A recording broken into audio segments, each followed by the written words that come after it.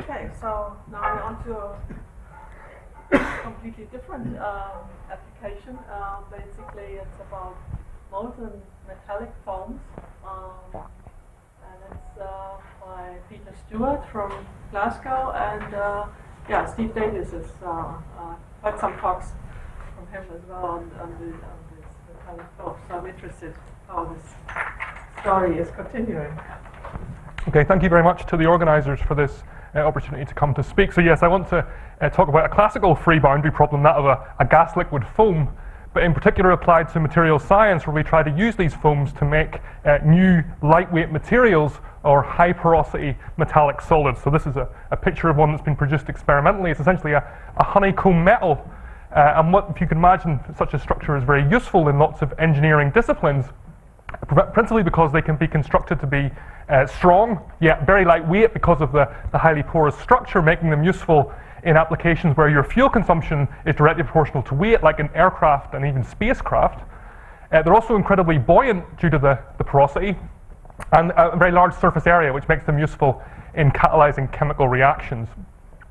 And one very recent application that's been developed by some of the Japanese car manufacturers is to put materials like this in the bumper of their cars, and so if the car is in an accident, then the impact can be absorbed by this porous structure and not transmitted to the occupants of the vehicle. So very useful materials, and it's important to know how to produce them. Now, one particular company that in Japan, the Shinko Wire Company, produced their foams in this way. So they take the corresponding molten foam, so they take a metal of choice, they heat it up above its melting point, and then they bubble some gas into it. And then they place that molten foam into a heat exchanger and try and solidify it very quickly, hoping that the voids that they've introduced to these gas bubbles will stay roughly where they put them, and you get a nicely arranged porous structure. Now that all works very well in principle, but actually in practice that becomes impossible because the molten metallic foam that you've made is actually thermally and dynamically unstable. So there's a couple of mechanisms which cause it to be unstable. Of course, the gas bubbles themselves are much less dense than the surrounding liquid metal, and so they want to rise very quickly due to buoyancy.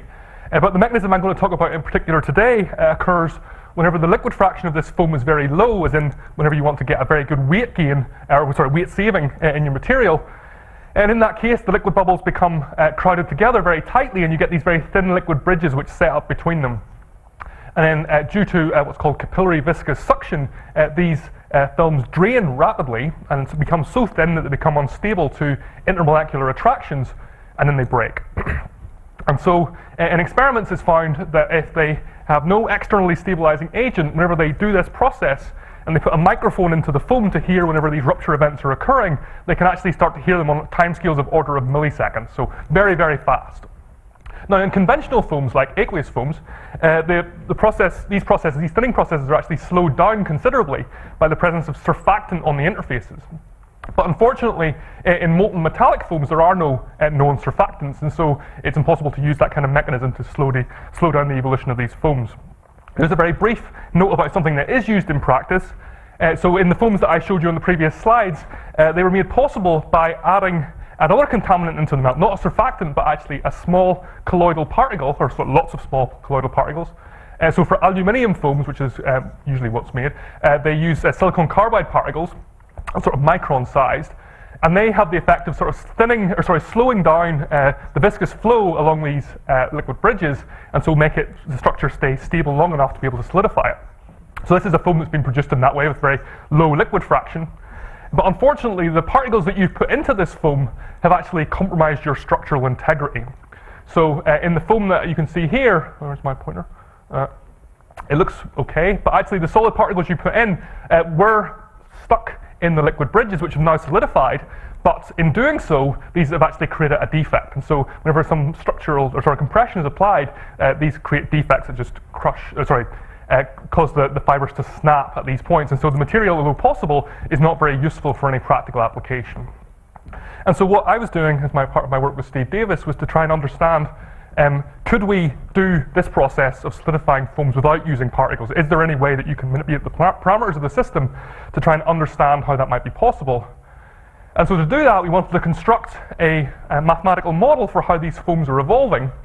Now, everything I'm going to talk about today relates to planar foams, although the approach that I'm going to take can be completely generalized to 3D foams. And in that case, we're going to look at a foam confined within probably a rectangular box or in a periodic domain. And in 2D, with a low liquid fraction, the minimal energy state of that foam is traditionally to have hexagonal bubbles. So you can see that here, these are outlined sort of with rounded edges. Those are our gas bubbles. These bubbles are separated by accumulations of liquid, both between adjacent bubbles, along here known as liquid lamellae. These are typically very thin compared to the bubbles themselves. And then also these liquid lamellae will intersect in tri-junctions at the bubble vertices in regions known as plateau borders. So we've got three distinct regions of our foam, and then additionally, if we put this foam inside a solid box, we're also going to get liquid films which lie along the boundary, which will have different dynamics, because instead of having two free interfaces like in a liquid lamellae, they're only going to have one free interface and be bounded by a substrate. So there's lots of different fluid mechanical problems going on, and lots of different free boundary problems. Now, of course, one could try to put together a large-scale computational simulation of such a system, and indeed, Professor Sethian on Tuesday talked about some ways that one might be able to do that. Although we found whenever we tried to do that with the boundary integral method that to try and do anything with larger than about 16 bubbles became practically impossible. To be able to track the fluid mechanics in these liquid films, it was just too difficult when the films got very thin. And so what we do instead is actually take a simpler approach where we take our foam that I just showed you on the previous slide and we actually map it to what we call a network model, or a network of interconnected nodes and lines. So in this network, we take our accumulations of liquid at the bubble vertices, our plateau borders, and we map them to liquid nodes, so essentially masses of liquid which we can move around dynamically. And similarly, we have our liquid films, which are liquid lamellae, which are spanning between these plateau borders, and we map them to lines in this structure. And so by doing that, if we can write down systematic asymptotic approximations for the equations of motion for both the nodes and what's happening in the liquid films, we can hopefully say something useful about the evolution of the foam without having to solve the full computational problem. And so I just made a note there that this actual framework, although we start with very simple initial configurations, you can actually use it for any configuration you like. Okay, so now to actually talk about where the free boundary comes in. So if we take our foam that I showed you on the previous slide and we just zoom in on an individual film, we now see a structure like this. So this is our gas-liquid interface along here. We've got a gas bubble to the top and then liquid being confined in below. We've got our two regions. We've got our plateau border regions in the corners, and we've got our liquid lamella spanning between them. And if we look at this figure closely and look at the pictures we can see in experiments, there actually turns out to be three distinct length scales in this problem. So first of all, there's the length scale, the typical thickness of this film.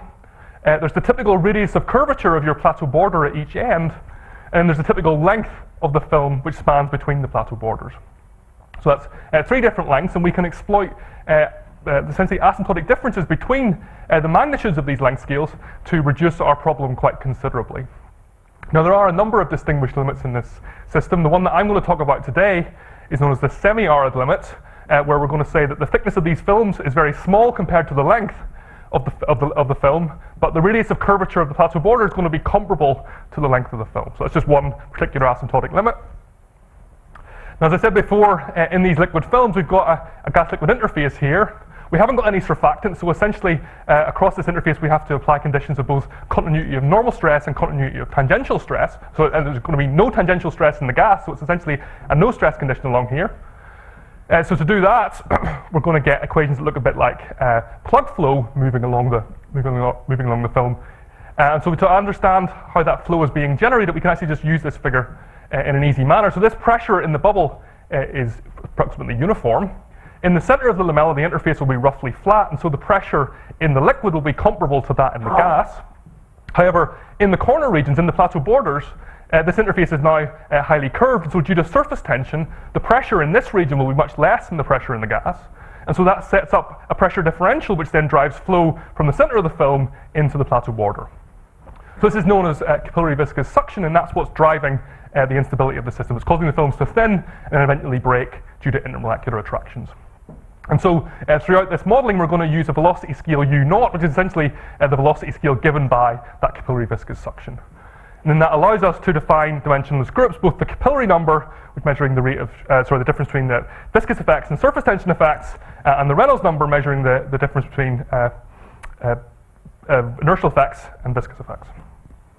Now, I don't want to go into the modeling in much detail. I just want to sort of quickly ski over the way that we approach this. Now, it turns out that the easiest place to begin constructing our model is on the mesoscale, so looking at what's happening in the plateau borders. Here, because these interfaces are very highly curved, we assume that surface tension effects are very strong. And in doing that, that means that the pressure in this region is approximately constant, so spatially uniform. We don't know what that constant is, but we do know it's constant. Given that we've got gas pressures surrounding each of these three interfaces, assuming they're also spatially uniform, we can then write down an expression just through the Laplace's law for the radius of curvature of each of these three interfaces. And then from that, we can then write down an approximation to the area of liquid trapped by this plateau border region. And so then by knowing if we're evolving the area of liquid in this thing at any one time, we can then use this constraint to work out what the pressure in the plateau border has to be. So that gives us an equation for the pressure. We also know the geometry just through the Laplace's law. And then if we have, this is our outer approximation, our films are very thin in this structure, so we've got liquid passing along the films and moving into the plateau borders. If we call that flux Q, which I'll fix in a second, we can then just evolve the area of liquid trapped in this region in time. Okay, so we've got a simple asymptotic approximation for what's going on in our plateau borders. Now, I don't want to dwell on this in any detail, but essentially we can then compute the total force along each interface and then write down a force balance for the motion of the center of mass of this plateau border region, which I can just write down in this form. So x is the position, u is its speed, so we get rate of change of position is equal to speed, and then rate of change of velocity is equal to driven by the surface tension forces, and it's going to be damped by some sort of viscous motion, which we just assume to be constant proportional to its current velocity. So having done that, we've now written down a law for how each of our nodes in this system move around based on the local surface tension forces. So that tells us about the nodes. These nodes are still connected by our thin liquid bridges. So this is a schematic of what's going on. So we've got our plateau border regions, which we've already characterized. We know how these are moving. And so any one time we know what the length of the film is going to be just through our geometry, but we don't know its thickness. And it turns out that in these liquid bridges, there are actually three processes that are going on simultaneously. So there's no guarantee that the pressure between any two adjacent bubbles is going to be the same, and so that will drive the film to bend, probably very quickly. Secondly, as I've already described, there's going to be a capillary viscous suction drawing flow from the center of the film into the corners. And then also, as this film gets very thin, the interfaces become disturbed due to the interfacial instabilities driven by van der Waals attractions, and then eventually that will grow to rupture the film in finite time. So we've got sort of three processes going on at once. Again, I'm going to go through this quite quickly, but essentially in the glass blowing literature, so that John Ockenden and others were involved in the mid-90s to early 2000s, they found that using similar equations that we have, that the bending of a glass sheet, a liquid glass sheet, is actually much, much faster than any flow that's induced along it. And so using that analog, we can say that actually we know that our liquid sheet is going to bend much faster than the drainage of the liquid metal. So we just assume that every time step, the radius of curvature of this film is going to be balanced by, it balances the pressure drop between the two bubbles on either side. So that gives us an understanding of what's happening in terms of bending. But then we have to try and capture the flow to understand this thinning process. Now we take our full Navier-Stokes equations for the liquid. Because the film is long and thin, so this thickness is much, much less than the length, we can use a systematic asymptotic reduction. In this case, it's appropriate to use what are called the free film equations, where we end up with two coupled PDEs for the evolution of the flow. We've got conservation of mass and conservation of momentum, where h is the current thickness of the film as a function of space and time, and u is the current velocity along the film. So in our momentum equation, we can see the familiar terms. We've got an inertial term on the left-hand side. We've got a sort of a surface tension force on the right-hand side, which also includes the effect of the midline curvature. And then we've also got a viscous term on this right-hand side as well. So at this stage, we've now got an understanding of our nodes. We've got PDEs, which govern the flow between any two nodes. And so in principle, it will be possible to now solve our network just by solving this equation along every film in the network. Although that would get quite difficult very quickly. And so what we decided to do instead was to use another systematic asymptotic reduction to reduce these equations even further and make the flow along the films a bit simpler. So again, I'm not going to go into this in any detail, but essentially we have this is again a schematic of our plateau border and our film. We can use a three-region asymptotic decomposition, which was due first to Briard and Howell in 2002. They just took these equations and decomposed them in these three regions. In the plateau border region, they found that the pressure was pretty much constant, in line with what we did in the earlier part of the talk. They also found that in the lamellar region, the flow was going to be viscous dominated, and so the pressure again would be constant, but now comparable to the gas pressure on either side. And then in between, so this is viscous dominated and the plateau border is surface tension dominated, and so in between they had to have a region where viscous effects and surface tension effects balance each other. So they could do that, they could construct that region analytically, and they were able to then work out the flow across that region. So this is just another picture of what I had in the previous slide. So they were able to work out the flow profile along the lamella based on some flux crossing across the transition region. By some very clever integration in asymptotics, they were then able to come up with an expression for this flux as a function of the pressure drop between the film and the plateau border. So that's not something I did myself, but it essentially gives us a rule that we can then use that tells us what the flux is along any film into a plateau border. And we find that it's proportional to the pressure drop between the film plateau border to the power 1/2. Okay. I should also say that the other thing that this gives us, if we just take our equation for our lamellar region, we can rearrange the conservation of mass equation to give an equation for the current thickness of the film in terms of its length.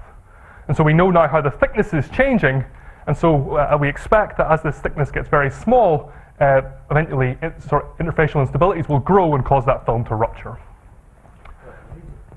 Yep. The line which join the vertices to each other, yes, they're straight? No, not necessarily. They're uniformly curved. I mean, they're arcs of circles? Yes, arcs of circles, yeah. Okay. So the final step, before I go on to show you some results, we have to also characterize the instability in these films. And it turns out the key parameter in film instability is given by this S, which is known as the Shiludko number, which measures the relative strength of the van der Waals, which is measured through the Hamaker constant A, and the surface tension forces measured through gamma. So this is essentially a measure of van der Waals forces. Now again, some members of our group, Tony Anderson, who's now here in Cambridge, were able to solve the full 2D governing equations for a thinning foam lamella and work out exactly what point it became unstable to van der Waals. Now their results are very complicated, and I don't have time to go into them in detail, but essentially they boil down to one very simple result. That if you take all the results, they collapse together to form this very simple rupture criterion that tells you the foam lamella will become unstable to van der Waals once its thickness obeys this constraint. So it becomes less than this number involving S, the Shiludko number, and some known function f of A, which are f of A just plotted here, where A is the current radius of curvature. Does H depend upon the arc length along the... No, we're assuming that in this lamellar region, H is spatially uniform. So if it ruptures everywhere? Yes, yeah. Okay, so then that's exactly what I was going to say next, that we have, as soon as the film becomes susceptible to this criterion, it ruptures everywhere and then we lose the mass, okay? So then in that rupture of a film then will cause the plateau border trijunctions to rearrange. So a trijunction that previously had 3 films now only has 2, and there is a rearrangement in that. I don't want to go into that in any detail, but again we can write down a simple equation for how that rearrangement must happen.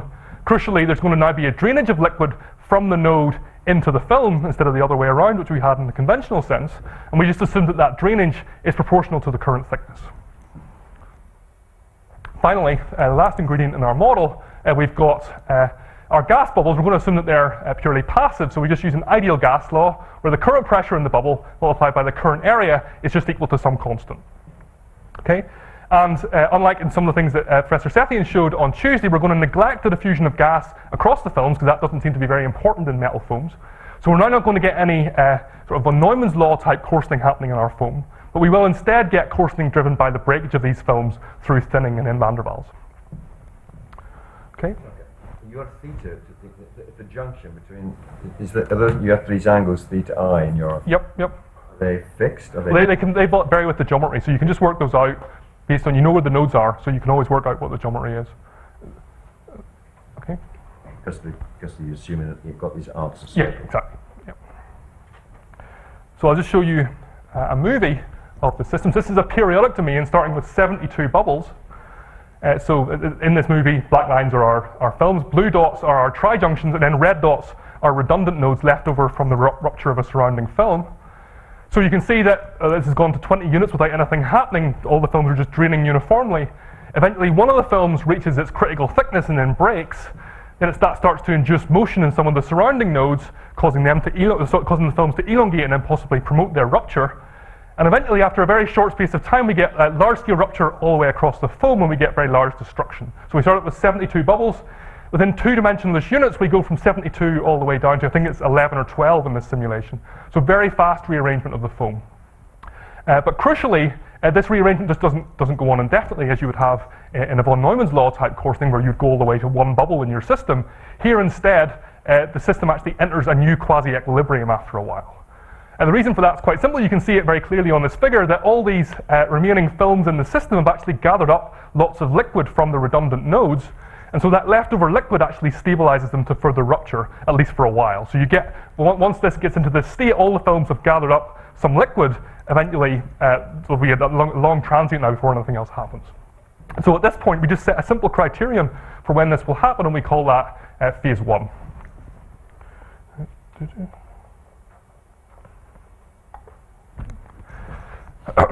So just to show you what we saw in the movie in a different form. So this is a plot of the number of bubbles changing with time. So we can see that before 21.6 units, we just had our 72 bubbles, so that was just a constant. Everything was just thinning, but nothing else was happening. First rupture, bit of a delay, and suddenly this long period of coalescence and rearrangement all the way down to what's sort of 12 or 13 bubbles. So we call this phase 1 of coalescence. And what we wanted to do, given that we got this far and we were able to understand how this foam was evolving, we wanted to see if there's any sort of underlying coarsening law in this system. We know it's going to be very different to von Neumann's law because we're going to get saturation for a finite number of bubbles, but what does it actually behave like? And so to approach this, we decided to do some Monte Carlo simulations over a large number of parameter values and also a large number of initial foam sizes. We tried quite a few different methods to sort of collapse this data, and what we found to be most successful was that we actually normalize time in this way. So we take time, we normalize it with respect to the first rupture time, which in this case is about 21.62, and then we also scale it with respect to the time interval over which this phase 1 occurs. And so by doing that, we map our time unit, which here is 21.6 to 22.4, to the unit interval between 0 and 1. And similarly, we also map the number of bubbles just based on the initial number. So by doing that collapse, we can actually see sort of a very evident self-similarity in our data. So this is just the normalized number of bubbles plotted against real time for a number of different initial sizes of foam. We can see that although the shapes are sort of roughly the same shape, they're certainly not overlaying in any way. However, if we then adopt the rescaling which I discussed on the previous slide, we actually find that these curves begin to overlay much more clearly, and the agreement gets better and better as we choose more and more bubbles in our system. So this sort of gives us an indication that this underlying coarsening process obeys some sort of master curve in the system. Another indication of that is if we look at the number of bubbles remaining in the foam at the end of the simulation. So this is just N1 is just the number of bubbles remaining after phase 1 has ended as a function of the total number of bubbles we started with. Okay? So if we do that, we can actually just have a look at this bubble fraction, and we find that we get about between 17 and 18% for all the different sizes of foams. So it is clearly some sort of self-similar thing going on, and the only thing that's changing as we change the parameter values is the time interval over which everything's occurring. So all the parameter dependency seems to be buried in the time interval. Now we then decided to try and vary this across other parts of parameter space. We varied a couple of different things. This is just a plot showing the variation in the bubble pressurization, and we found that again exactly the same thing happened. All the results collapsed onto a master curve, and the number of bubbles remaining at the end of the first phase is pretty much the same, and we get all the variation buried in the total length of that first phase. And then if we vary the liquid fraction, same thing occurred. Which gave us indication that there must be some sort of master curve for coalescence going on. And so what we did was to take one particular parameter combination and run a lot more simulations. This was for 144 simulations of the same parameter values. We then were able to average out this coalescence curve, so the black line is now very, very smooth because of the large number we've used. And then because of its shape, we were able to fit it quite clearly using this hyperbolic tangent function. So there are other ways you could fit it. It's not the only sigmoidal function. But this one we were able to get within an error of about 2%, just using 3 fitting parameters, which we were very encouraged by. So going back to the context of solidifying molten metallic foams, we thought that, well, actually, we're never going to be able to get the foam solidified before we reach this point, because actually in dimensional time, this is about one millisecond.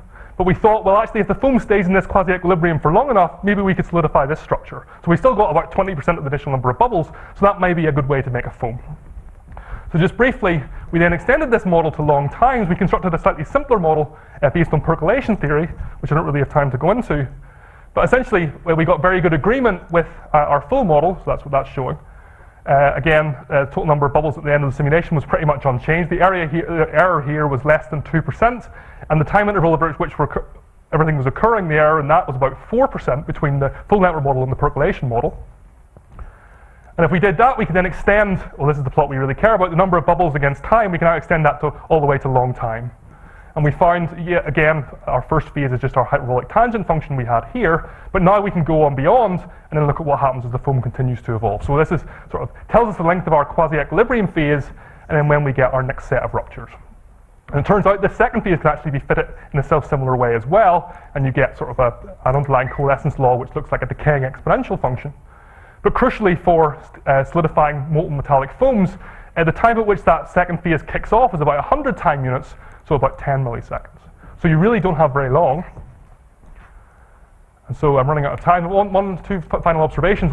As we looked at the state of the foam in the very final state, so this is at very long times after it's reached final equilibrium, we found quite neatly that it always ended up with about 3.3% of the bubbles it started with. So that's quite a neat observation. And then finally, I'll just show this movie where we tried to persevere anyway and try solidifying this structure to see what might happen. So we took our foam in a box, we tried cooling it down from the outside and seeing how solidification would invade. So in this movie, blue means solid, red means liquid. And we can see that as time progresses along these 6 stills, we do see that solidification begins to invade from the outside. Then I'll just finish with this movie, which shows eventually what happened.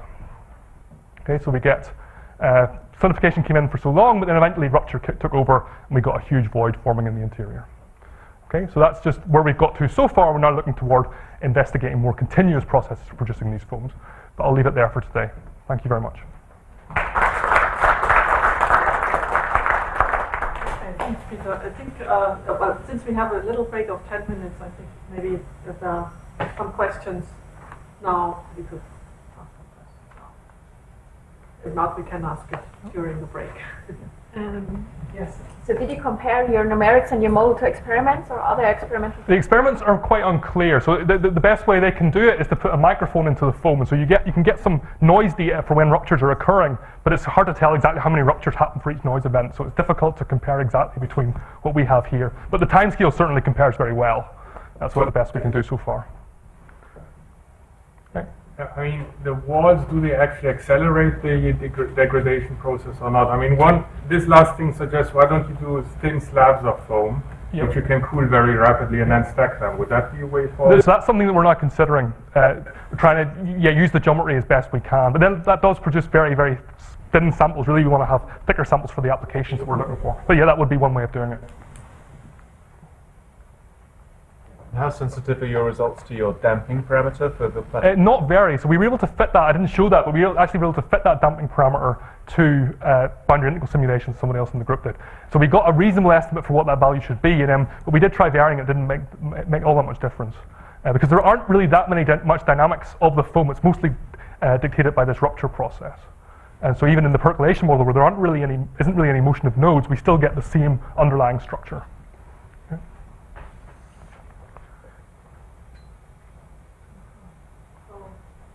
No further questions. Let's thank the speaker again. And